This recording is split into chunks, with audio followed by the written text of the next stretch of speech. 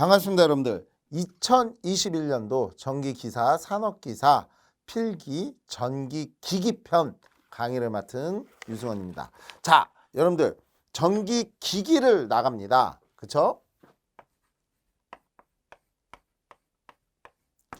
우리 전기기기 일단 과목을 먼저 볼게요. 전기기기의 1장은 직육이에요. 그러면 2장은 동기기고 3장은 변압기고 4장은 유도기고 그 다음에 5장 여기서부터는 이제 여러분들 그렇게 크게 신경 안 쓰셔도 되는데 교류정류장이고 그 다음에 6장은 우리가 뭐예요? 정류기고 그 다음에 7장이 제어기기입니다. 자, 그리고 우리 책의 구성은 마지막에 부록에 쉽게 해서 2020년도 4회 한 회분이 부록으로 수록되어 있죠. 그러면 이건 뭐예요? 그러면 이거는 여러분들이 여기까지 수업을 잘 들으시면 테스트용으로 한번 시험을 봐보시라. 모의고사 형태로 이 뜻입니다. 아시겠죠? 자, 그러면 여러분들 이 중에서 먼저 내가 공부는 어떻게 해야 돼요? 기기도 몇 문제죠? 20문제예요. 그러면 보통 어떻게 구성되어 있어요? 그러면 직육이가 보통 4문제, 4문제, 4문제, 4문제가 기본이라고 보시면 돼요. 그러면 여기는 다 합쳐서 2문제라고 보시면 돼요. 그러면 18문제인데? 라고 하시잖아. 합쳐보면 18문제잖아. 그러면 여기서 2문제는 회차별로 어떨 때는 직육이가 5문제, 변압기가 5문제, 어떨 때는 유도기가 6문제, 어떨 때는 여기가 다 합쳐서 4문제 이런 형태로 됐죠? 약간의 문제의 변화는 있습니다.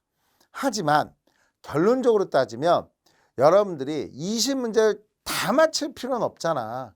물론 다 맞히면 좋죠. 그리고 어디서 나올지도 모르니까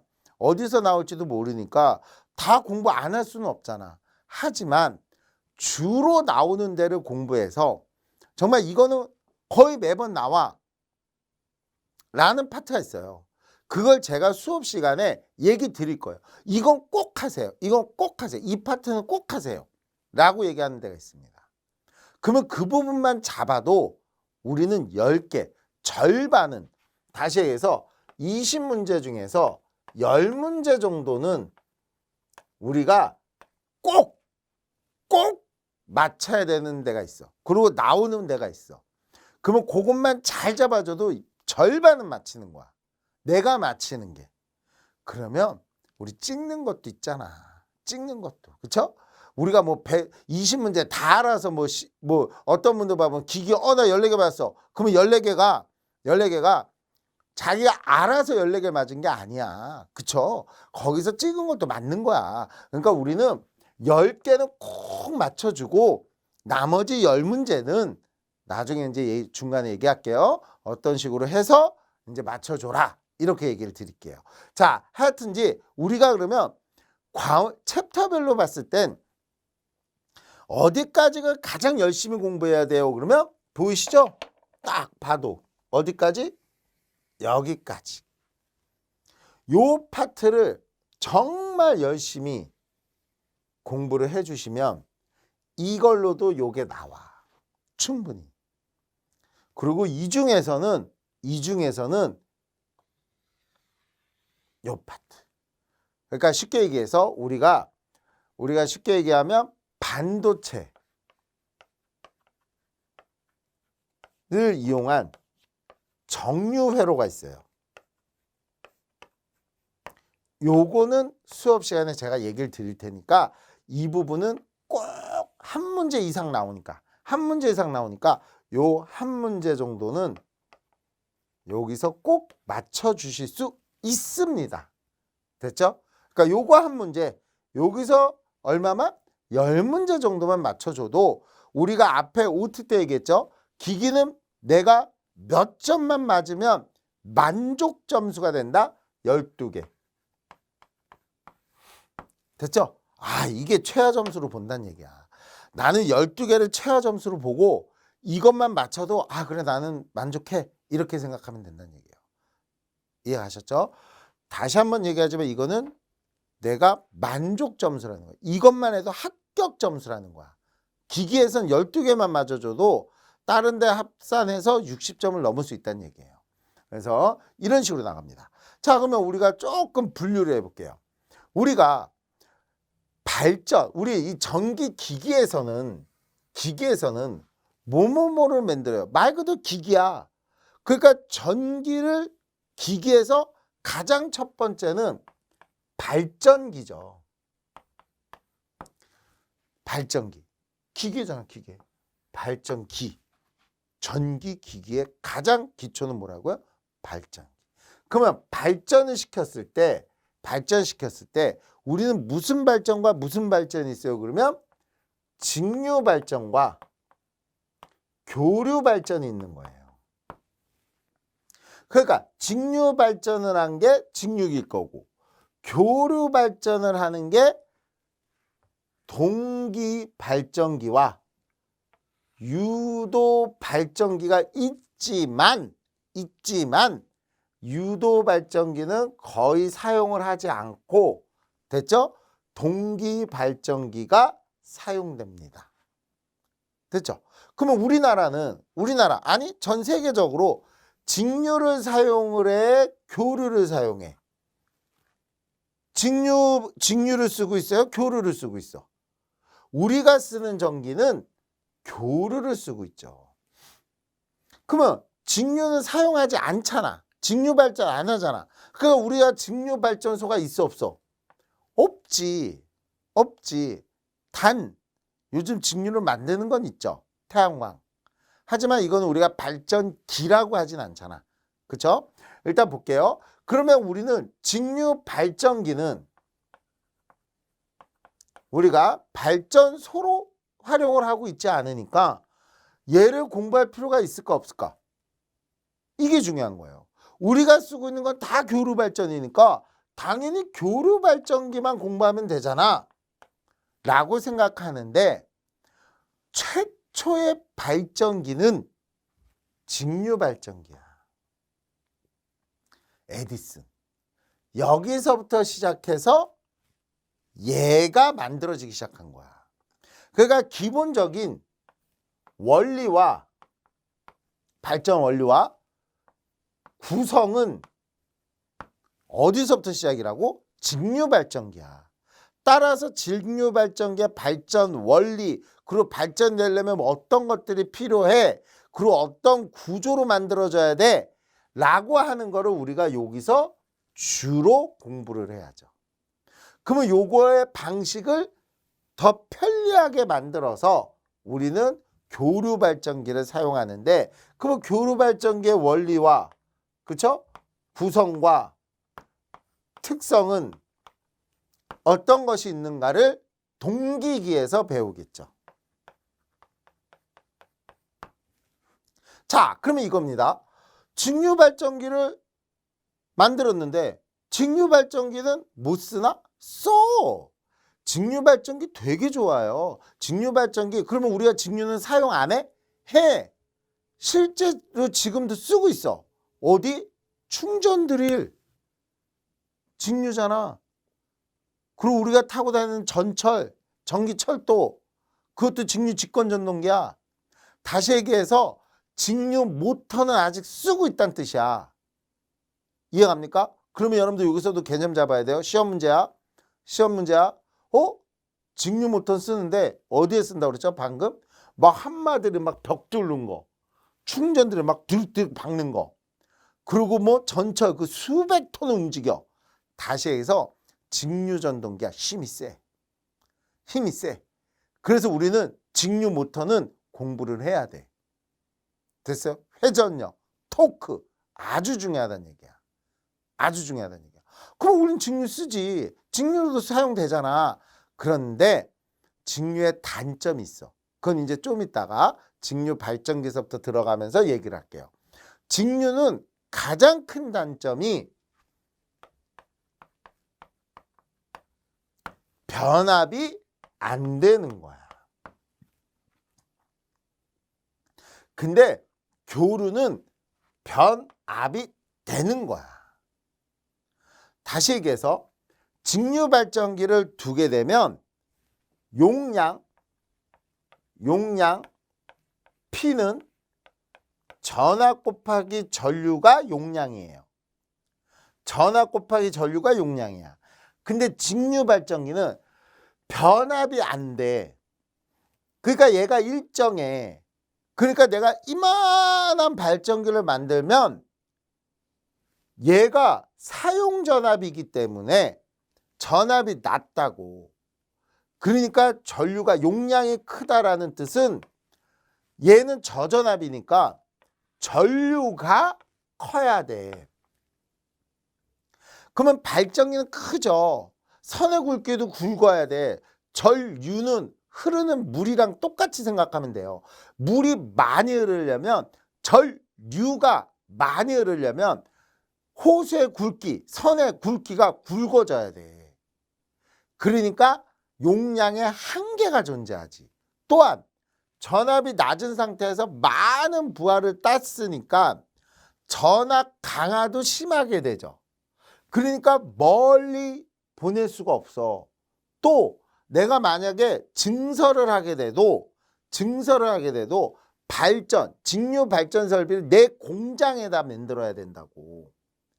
그러니까 에디슨은 돈을 정말 많이 벌 수밖에 없는 구조였던 게, 발전기 다 제조해서 판매해. 그러면 거기에 직류 모터들 쫙 구성해. 근데 공장이 너무 잘 돌아가. 냄비 공장이 너무 잘 돼. 근데 나는 또 조금 더 증설을 하고 싶어. 그러면 에디슨한테 가서 또 발전 설비 사와야 돼. 또 모터 사와야 돼. 그럼 에디슨 돈 잘 벌었지. 그러니까 얘는 교류가 필요 없었죠. 하지만 이러다 보니까 에디슨은 말 그대로 제조회사야. 그러니까 사용자 입장에서는 너무 불합리한 거야. 아니 전기 이거 쓰자고 발전 설비를 내가 다 해야 되잖아. 그래서 교류의 좋은 점을 테슬라, 스타인메츠 이런 사람들이 이제 교류를 발전시킨 거예요. 교류를 어떻게 했느냐? 최초의 교류 발전소 나이아가라 이상 교류 발전기. 거기에다가 교류 발전을 탁 만든 거예요. 그러면 교류는 변화가 있으니까 회로를 들으신 분들은 아시겠지만 변화되는 주파수가 존재하니까 변압이 가능한 거야. 그래서 요 앞에서 발전소 앞에서 변압기로 전압을 확 올리니까 전류는 작아지겠지. 같은 용량일 때. 됐어요? 그러면 전류가 작아졌을까 선의 굵기는 가늘어질 수 있잖아. 하지만 우리는 빨리 보내기 위해서 전압을 점점 더 올린 거야. 그러다 보니까 교류는 표피 효과가 있어요. 그건 나중에 이제 얘기합니다. 그러다 보니까 전선의 굵기가 줄어드는데 한계가 있어. 왜? 가늘어지면 바깥으로 전기가 흘러. 이해가셨죠? 바깥으로. 이제 그건 전력에서 배울 겁니다. 그러니까 얘는 전선 굵기도 어느 정도 굵기가 되는 거야. 그러면 이걸 쭉 끌고 와서 얘를 전압을 낮춥니다. 뚝. 그러면 전류가 많아지겠지. 그러면 선의 굵기가 굵어져야 되잖아. 아니지. 여기서 이제 여러 군데로 나눠주겠죠. 그러면 선의 굵기는 만약에 10배가 줄었어. 근데 20개로 나눠줘. 그러면 선의 굵기는 확 줄지. 그러면 이걸 갖고 와서 만약에 이게 229이라면 우리 아파트 220으로 떨어뜨리는 거야. 그러면 전압이 확 떨어지니까 전류가 확 늘어나겠죠. 그러면 이것도 선의 굵기는 가늘어지는 이유가 여러 아파트 세대로 팍 분리해 주잖아. 그러니까 선의 굵기는 가늘어지지. 그러니까 만약에 내가 여기서 이 용량이 여유가 있어. 그러면 나는 여기서 하나 더 떠서 여기다가 또 다른 아파트 써도 되잖아. 얼마나 편리해. 그러니까 직류보다는 교류가 사용하기에 너무 편리하고 사용자도 발전 설비를 안 해도 되니까 좋지. 그러니까 결국은 직류 발전 설비는 후퇴된 거죠. 사용하지 않는 거지. 그래서 우리는 동기 발전기를 이용해서 교류 발전을 하고 이거를 사용할 수 있었던 가장 큰 원인은 변압이 가능하고 변압이 안 되고의 차이예요. 됐어요? 그러니까 우리는 여기서 직류 설비도 공부해야 되고 교류 설비도 공부했지만 이 교류를 활용한 변압기를 공부를 안 하면 안 되겠지. 전기기기에서. 그래서 변압기에 대한 기기를 공부하고 됐죠? 그러면 이걸 가지고 와서 우리는 뭐에 해당되는 거야? 부하가 존재하는 거죠. 그러면 아까 얘기했잖아. 큰 힘. 됐어요? 큰 토크를 얻기 위해서 큰 회전력을 얻기 위해서 우리는 직류 전동기를 사용을 합니다. 그러니까 우리는 직류기를 했어. 근데 교류 부하에 이런 형광등 이런 거 잡다한 거 빼고 전동기만 보는 거야. 교류 부하 전동기에는 동기 전동기도 있고 그 다음에 유도 전동기도 있는데 여기서 중요한 거죠. 예전에는 동기 전동기를 거의 사용하지 않았어. 그러면 시험 문제가 뭘까? 왜 안 했는데? 이거지. 동기 전동기 왜 사용을 안 했는데? 다시 해서 얘는 단점이 크게 나타났던 거야. 그러니까 이 단점이 뭐지? 라는 걸 공부하면 되는 거였어요. 시험 문제가. 야, 동기 전동기는 단점이 뭐야? 기동이 어려워, 난조가 잘 일어나, 속도 제어가 불리해, 이런 것들이 존재하는 거예요. 가격이 비싸. 그러니까 우리는 기동도 편리하고 고장도 잘 안 나고 가격도 저렴한 유도 전동기를 주로 사용했던 겁니다. 그래서 우리가 4장에서 유도기를 배우는데 그 유도기는 거의 대부분이 이 유도 전동기가 주시험 문제가 되는 거야. 교류 전동기의 주로 사용은 유도 전동기다. 그래서 이 유도 전동기가 굉장히 많은 발전을 이뤘어요. 그래서 특수기기, 제어기기 막 특수기기 됐어요? 특수기기 편에는 이 유도 전동기를 원리를 이용한 뭐 서브 모터 막 이런 것들이 전부 다 여기서 나오는 건데 이거는 특별하게 공부 안 하셔도 됩니다. 그냥 관연도 위주로 봐줘도 돼. 특별히 실하게 뭐 서브 막 뭐가 막 이렇게 막 나와요. 그런데 그런 특수기기는 시험 문제 뭐 한 해 한 문제 정도 나온다고 보시면 되니까 그거 하나 이론 공부하려고 그 한 문제 때문에 이론 공부하려고 전체 이만큼의 이론은 공부할 필요 없다는 얘기예요. 수업 시간에 또 얘기 드릴게요. 그런데 요게 문제가 됐죠. 뭐? 봐봐. 동기전동기는 사용 잘 안 했어. 그래서 왜 안 했어? 이것만 주로 시험 문제 나는데 요즘은 많이 써. 요즘은 동기전동기도 많이 사용하는 거야. 그러면 그 이유는 뭐야? 장점이 있기 때문이지. 장점이. 역률과 효율이 100%야. 가장 좋은 모터가 동기기야. 근데 왜 안 썼다고? 기동이 어렵고 난조를 일으키고 가격이 비싼 거야. 근데 이제는 삶이 가격이 중요한 게 아니야. 성능이 중요한 거야. 성능은 얘가 좋아. 이해가요? 그래서 우리가 쉽게 해서 리니어 컴프레셔 됐어요? 이런 것들도 다 뭐야? 동기전동기야. 진동과 소음이 없어. 아주 조용해. 이해가요? 그러니까 이런 것들의 장점이 이루어지는 게 동기전동기이기 때문에 왜 써? 이런 것도 요즘 시험 문제가 되는 겁니다. 그러니까 다시 얘기해서 동기 전동기에 대한 시험 문제가 많이 출제되기 시작한 거야. 그러니까 요 동기 전동기, 유도 전동기는 공부를 꼭 하셔야죠. 근데 여기서 이제 문제점이 생겼네. 뭐? 봐봐요. 우리는 동기 전동기와 유도 전동기 쓰면 되는데 산업 현장상 특성상 직류 전동기를 써야 되는 경우도 존재하잖아. 근데 우리는 전원이 다 뭐라고요? 교류를 했잖아. 그러니까 이 교류를 갖다가 뭐를 해줘야 돼? 정류기를 통해서 정류를 해서 직류를 써야 된다고. 그러니까 우리가 1장에서 발전의 기초인 직류 발전기와 직류 전동기는 쓰이고 있으니까 공부를 해야 되고, 우리가 쓰는 교류는 전부 동기 발전기에 의해서 생기고 동기 전동기도 장점과 단점이 있어서 쓰이고, 그러니까 동기기 배워야 되고, 그러나 유도기로는 거의 안 쓴다고 그랬죠. 발전은 안 써. 그러니까 우리는 유도 전동기가 어떤 식으로 사용되느냐. 근데 이게 여러 가지 형태로도 쓰인다. 그러니까 유도 전동기도 공부해야 돼.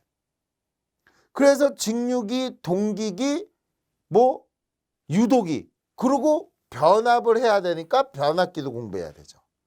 이게 4장이야. 하지만 부수적으로 전원을 변환시켜서 부하의 직류를 공급해야 되는 일도 존재하게 되겠죠. 이해하셨어요? 따라서 우리가 요 정류기 또한 공부를 하셔야 된다. 이게 전기기기입니다. 이해하셨죠? 그러면 우리가 이제 바로 직류 발전기서부터 1장부터 이제 시작을 한번 해보도록 할게요. 여기까지 수고하셨습니다.